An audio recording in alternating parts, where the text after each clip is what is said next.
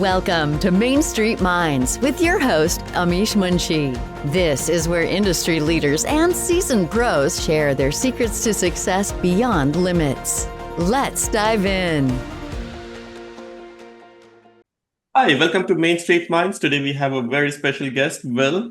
He is here who can explain everything innovative happening with AI, with travel, and what's going on and how to travel better in a more sophisticated way. So without any further delay, let me open up the floor. Will, you want to introduce yourself and share your journey? Yeah, thanks for having me. So my name's Will Schmahl. I'm the founder of HousMthr.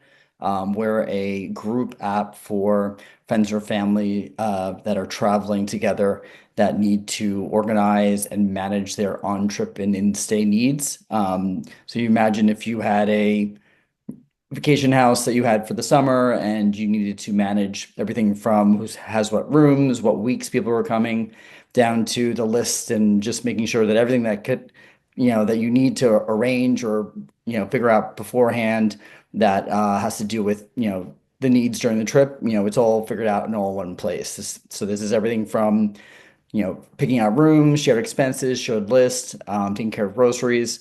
And what we're trying to do is really enable users to have a easier and more manageable trip. First focused on short-term rentals in the seasonal rental space, but then we're going to be rolling out hopefully in other trip types. So that's first where we're at right now, and we're out in app stores, but we are currently raising funding right now to initiate the modeling we've been doing with AI. And what we're doing with AI and machine learning is we're taking user preferences and data. And we're looking to optimize and come out with a risk and reward agent, which basically will not only keep people safe, but will enhance the trip, all with things that are going on and where they are based on the destination and the demographics and preferences of the users. Awesome. Yeah, that's great. So, is the app available to download right now? It is, yeah. So we've been out since April. We've been focused on mostly the seasonal rentals. So we just finished doing ski mountains and winter trips, and now we're focused on spring break. And now I can't believe it's already April almost. Now we're focused on the beginning of summer trips, and definitely around families and friends that are traveling, getting ready for summer. So yeah. Great. And is there how do you manage the complications? Because sometimes it might be a family of four, sometimes it might be one person joining in the trip. How do you manage it? Yeah, so I mean, we definitely are a group or a multi-user kind of optimization app. So you want to have probably, two plus people sharing a house or a group within the app. So you sign up. We're targeting the planner that exists amongst every friend or family group, right? So everyone has one. There's always one person that is getting the reservation, booking the Airbnb, right? So they would get their accommodation, right? They would use their planning company, their planning or itinerary, software or app that they're using. And then once they have whatever they planned, they then would download HousMthr, and the planner would then add the people to the house or the group. And from there, they would see what rooms they're assigned to. They could see a shared calendar. They could volunteer to cook or bring whatever food for whatever day. So it depends on the dynamic of the group or the friend or the family. But really the sweet spot is a large group, right, that is sharing, say, a 4-bedroom house, and maybe it's 5 weeks over the summer. That's kind of the best concept or use case. Yeah. Yeah. Yeah, I can, and I can just imagine. I'm actually going on a cruise with some friends this summer. I may not need the reservation part of it, but then everything else we have been trying to get on a Zoom since 2 weeks, and that hasn't happened. But I can imagine this just solves so many Well, problems. it's funny. So we don't do booking per se. The only booking we do is that if you have a group that, if you're a group that has a house and say, someone cancels and then you have a bed or a room available within your group, you Yeah. can, as a user, just sign up for HousMthr, go on there. And if you don't have, and you're looking for houses, you could view people that put a room or a bed up, for Mm-hmm. rent per se, but there's no pricing. But it basically, you could see that room or that bed, and you could match to interest and likes, and you could then message that house mother or the planner within that Yeah. house and say, "Hey, I'm interested in this week that you have. We seem to have matching preferences. Could I join your friend group?" So that's the only booking per se we have, but we didn't get Yeah. into booking specifically because number one, there's so many companies there, and it's Yeah. already saturated the tech market. But also, we didn't want to get into booking because then we're going to fall into the legacy issue or trap Yeah. of what the travel industry has done, which is Yeah. rely on affiliate sales, and we are completely only focused on guests and during their trip and in stay, right? Like Yeah. on purpose, so we could be a different type of travel company. Cool, cool. Yeah. So what's the model like? Is it is the app paid, or like how is what's Yeah, the sure. So model? right now, yeah, we are going to be turning on subscriptions in a few weeks. We're, right now building out the SDK for that. Mm-hmm. That subscription model is, it's a pay per user. It's $12.99 annual, and that's Mm-hmm. for as many trips as you want, which is actually a really good deal because once we actually introduce the AI and machine learning agent to the app, it basically means for $12.99 you could use this app to manage a group outing, a group weekend, a group Yeah. trip, right? As many as you want during the year with a personal assistant that will not only tell you that you're 2 blocks from the best place to take a photo, to Mm-hmm. letting you know safety things that you might need to know that could be information that just something just happened. It's near where you are at your Yeah. destination. So yeah.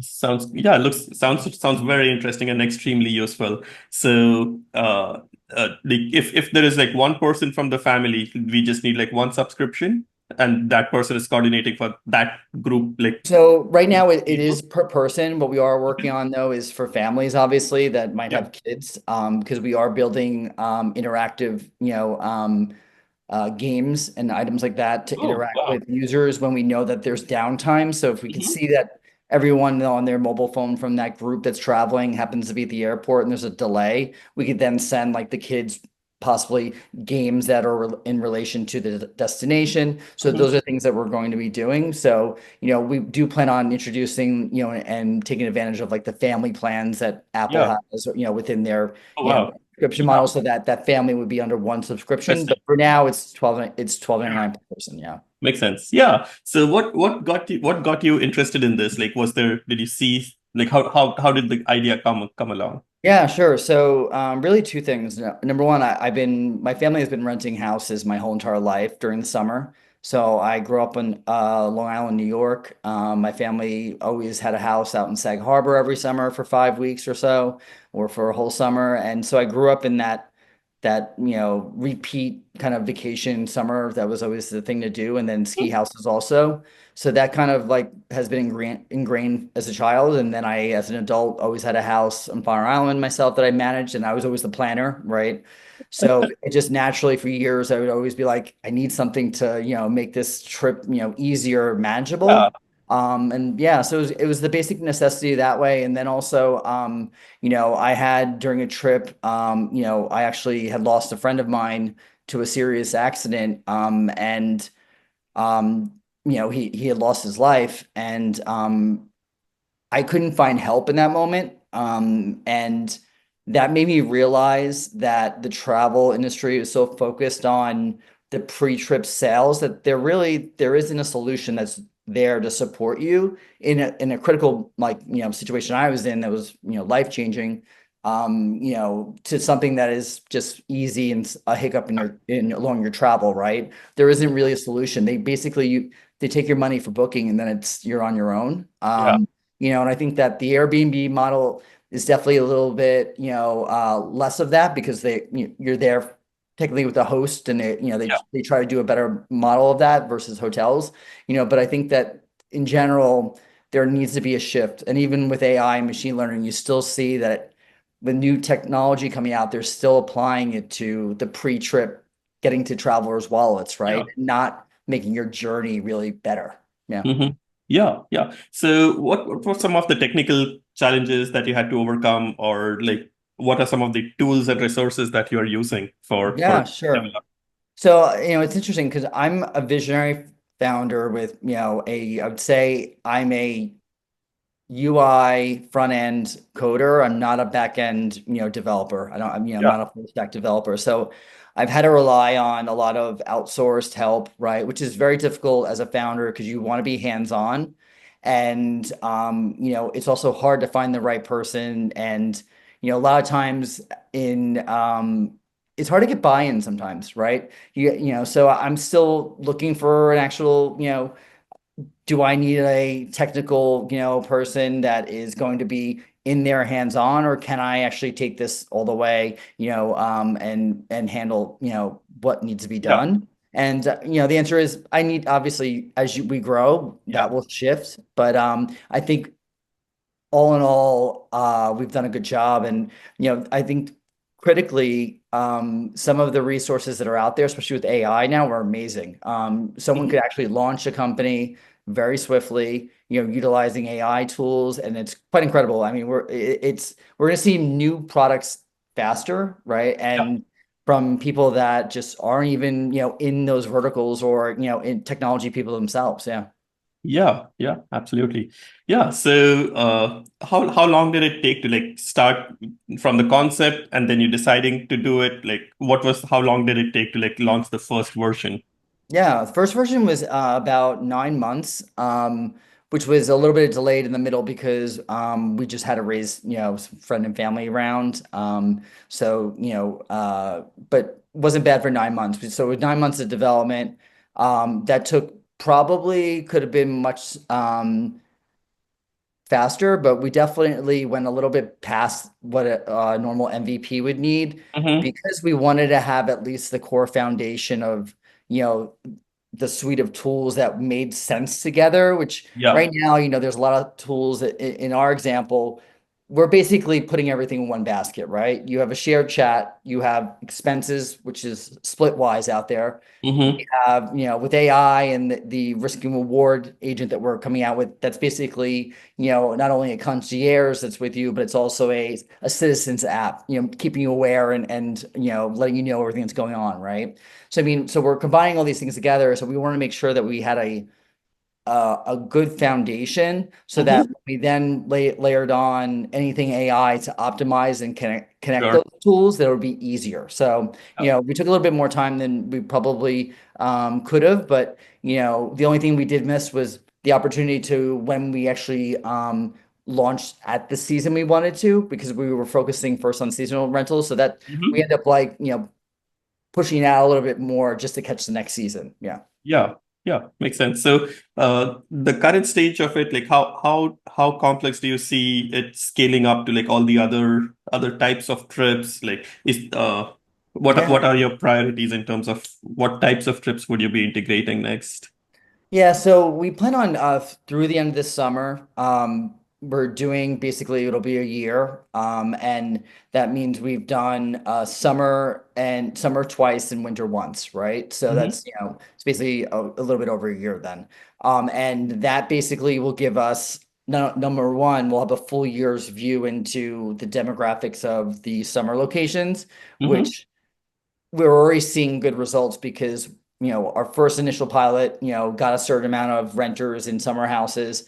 We saw them because they're seasonal.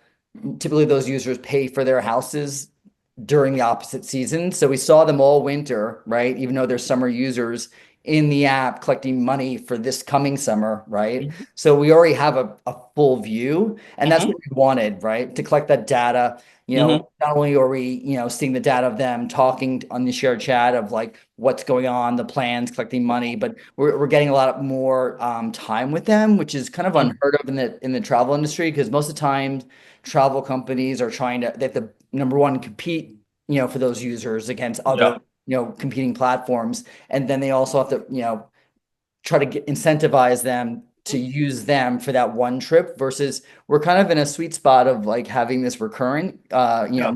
well, recurring revenue, number one, but also recurring just usership, which is something that is, I don't know, I have to take pride in a little bit because I haven't heard of it and I haven't read anything about that in the travel industry, right? Yeah. Yeah.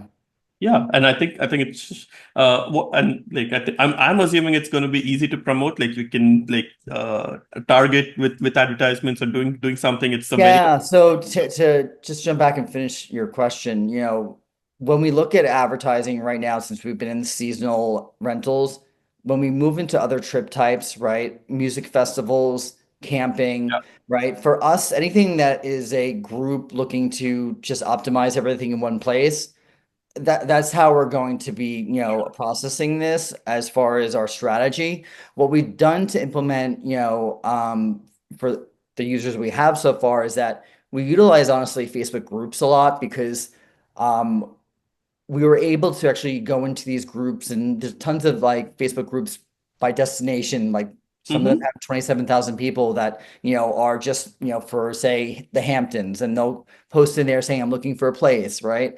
So we Yeah. were able to actually talk to those moderators since we didn't have advertising in the app yet and we weren't charging subscriptions and tell them, I made this app for my friends or family, which is completely true and that I'm looking to get users to use it in your location so we collect information, figure out what else they need, Yeah. how to get feedback, and 90% of the time that worked. So we plan on going to the verticalized Mm-hmm. event trip types, from camping, music festivals, covering anything that's really group related around weddings, bachelorette parties. I mean, it all fits in there. Reality is, like I said earlier, 2+ users, and I think we're good to go. I think that we will find a sweet spot, probably amongst, the recurring, seasonal renters, just because of the ease of having the scheduling, that we Yeah. have within the platform. But, truth be told, we haven't used every users. We're also finding that right now we have a lot of frat houses and sororities downloading our app to utilize it for their frat houses, right? Because Mm-hmm. it fits in that model of Yeah. a group of people sharing a house. Yeah. Yeah. Yeah. Exactly. Like it could be a longer term stay, but the underlying concept is the same. Yeah, definitely. I mean, and those users, especially in college, I mean, they'll use this for their spring break, right? For their frat house or sorority, and then they get jobs, they start making money, they have more Yeah. trips, and then they become a long-term user for us, right? It's a Yeah. great model for us. Yeah. Yeah, yeah, and I use a specific tool that does the background check of tenants like before they move in. Yeah. That could be something that could be helpful for that community. Yeah, it's interesting that you bring that up because that background check, I was a Airbnb superhost and used to drive me nuts that they'd never had a way of really showing you as a host or owner, like who was actually staying in your house and were those Yeah, people, how many people they really were. And honestly, I had nightmare stories with my Airbnb. I mean, I had, parties that happened and all these other stories, and it was a not a good ride. And the difference with this is because we're only focused on the guests without operators, without yeah, the accommodation piece of it, yeah, and it gives yeah, privacy to the group, right? And yeah, the privacy is important, but we could also tell we know everyone that's on that trip, right? Which is a yeah, big difference. yeah, And like any of the hosts that I've spoken to about, if they're an Airbnb host, I said, well, why don't you could give out our app for your guests, mhm, right?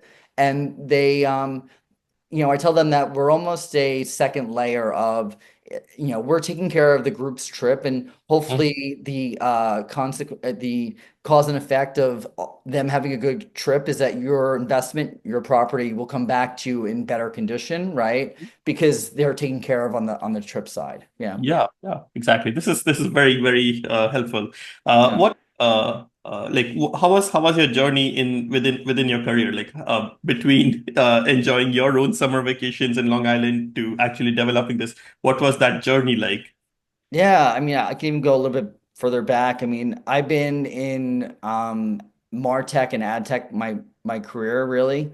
Always sitting on the technology side of publisher Mhm. platforms, advertising platforms, working with brands, advertisers. So, monetization and optimization is really my background. Mhm. Um, you know, as I was growing up on Long Island, I really wanted to get off that island as soon as possible, and I moved to Manhattan. Just because of the speed of it, and also just I living in New York, you have to live there at least once in your life. I truly Yeah. believe everyone should, because you don't, it's the amount of, just some people will call it's aggressive or it could be very competitive, but I find it's encouraging and it makes you want to work harder Yeah. and also, Yeah. better yourself. So, I think that that's something that, I've always brought to my career. And with being in the travel industry now, I've always been a traveler, right? Even as an Airbnb host, that's my ties to the travel industry. Outside of that, I've been to over 25 countries. I truly believe that anyone that's an operator, or wants to be an operator that isn't in that industry that they come from, there's no reason why someone can't, shouldn't have see that they have clout or can't do something. Yeah. Yeah. Cool. So what were there like some any other considerations you had like before jumping into this saying, hey, this is what is going to make me, this is what I represent. Like how did you make that career shift? Like saying, okay, this is going to be something I'm going to be doing full time. Well, I mean, I think definitely catalyst was me being on a trip and losing my friend. That was really the, Mm-hmm. what really made me want to put it all in on this. Also, I have to say that I saw that the place that I vacation, specifically out on Fire Island, that I could see just watching, since I'm always looking at technology and what's going on business with businesses wherever my life is, that I could see things moving towards a direction that if I didn't jump in now, that I might lose it. And also with Yeah. AI, right? With AI and machine learning, there's things that we could do now that Yeah. we could probably have done with the with a souped up database or blockchain or something else. But, I think that we can be nimble enough to try different things faster and also, have the ability to actually be very different than a very saturated travel industry or any industry, Yeah. right? That's why, yeah. Yeah, and I really love so anybody looking at this from a career perspective, I would say don't shy away from an industry that's saturated. There is always innovation possible that's going to transform the industry. So Yeah, I would 100% agree. I mean, listen, I went to school in college for dance and music education. Okay. yeah, I ended up in advertising and now I'm in travel, and I think that, if I told you about my other ideas, they're completely in different industries. I love looking at industries as an outsider, and I think that it's because a lot of times, yes, the people that are in the industry, they understand it, but sometimes it doesn't move change, right? yeah, And I think that that's like it's a secret dark horse, I think, right? That when you look in an industry you don't know and you're like, well, why is it done this way? And challenge it. I don't have to feel, number one, disrespectful, right, to the people that are in the industry because it doesn't work, right? Like, people should feel safe, secure when they're traveling, and that's what we're yeah, trying to do. yeah, And it's not about making more money for our affiliates that are selling tours. Yes, we will have yeah. that part of our app at one point, but it's not about that. It's about really the safety and organization for friends or family as they're on trip. Yeah. Yeah, especially when we are like sharing things. I think technology just allows us to do that.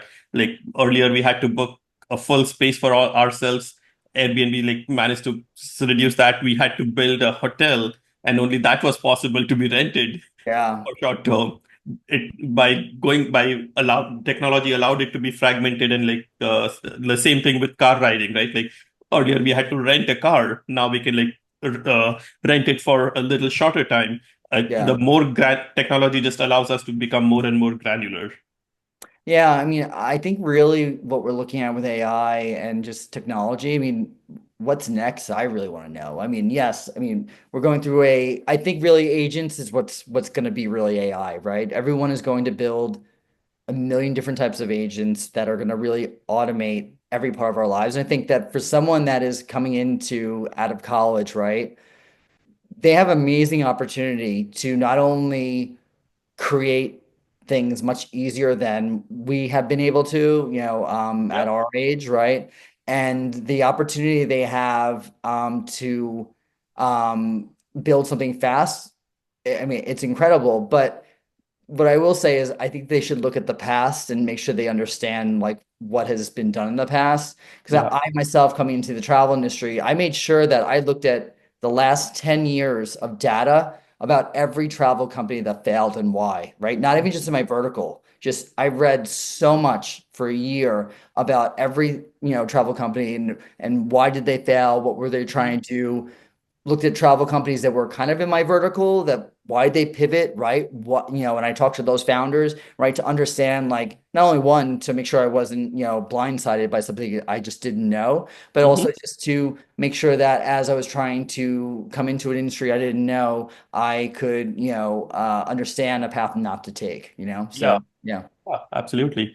So yeah, and if like, as we go towards concluding the episode, like what are some of the other things that you would like to share to somebody that is thinking of developing something new and like just hesitating to do it, right? Like what like for you, I think you probably had the idea before something happened with your friend or maybe afterwards, but that was like the moment you switched. But I hope others don't need a major life-changing event like that, but a lot of people have some concepts in their mind, but how what can they do to like actually pursue it like without having Yeah, a I life mean, event? well, I will 100% put it out there that I'm open to talk to anyone if they need advice, right? That's number one. I truly believe that the only way for us to actually grow as human beings is helping other people. And so, if that's giving advice how to execute or build something, I'm more than happy to talk to anyone. But, I would say that utilize the tools that are so accessible and free to anyone. I mean, there's even AI classes on building things, right?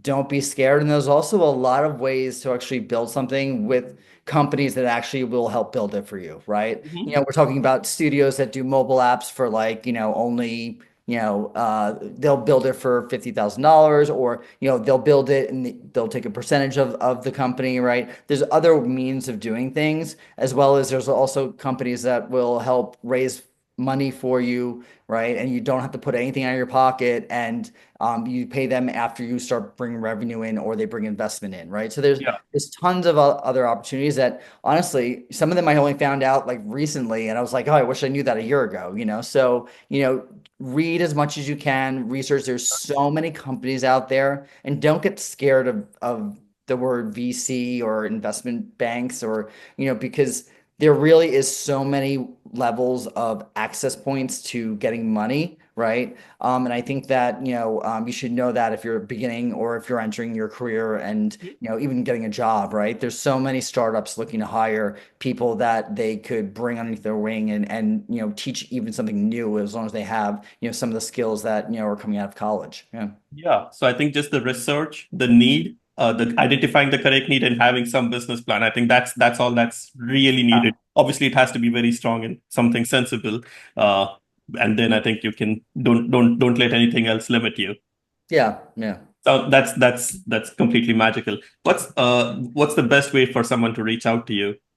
Yeah, you can find me on LinkedIn. That's probably the easiest way, or even on my website for HousMthr, which is house without the E and mother without the vowels, .com. My information's there, but otherwise, LinkedIn, I'm always available, or any other website. I'm also an artist, so you'll see if you look up worksbywill.com, that actually has all my artwork and all my tech companies that I work under. So I'm readily available if you Google my name. So yeah. Sounds perfect. So anything else? Any other final words you would like to share? I just think, I hope that everyone has a great, travel season coming up. I know that we're coming out of winter and it's been a weird winter, but Yeah, hopefully, yeah, well, actually, I should say for the people that are coming out of winter and the people that are going into winter in their, yeah. side of the world, happy travel seasons, and please check out HousMthr if you're traveling with a group. Sure, sounds great. Thanks, Will, for taking time on a busy Friday. I really appreciate it. Everyone, this is a great tool. I'm going to include the link for the app itself and Will's LinkedIn profile as well on in the description. Thanks, Will. Thank you. Have a great day.